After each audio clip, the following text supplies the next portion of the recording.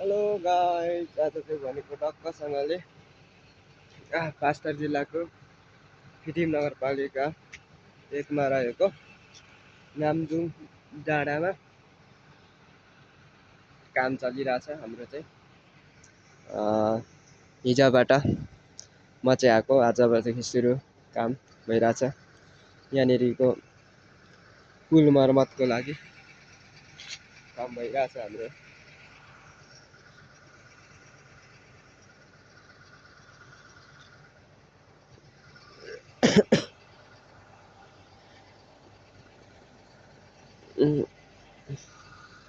नामजुङ डाँडा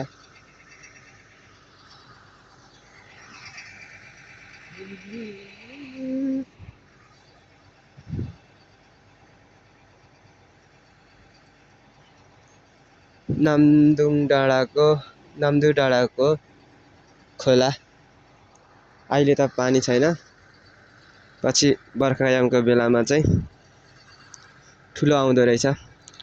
अहिले चाहिँ ठिक सानो छ।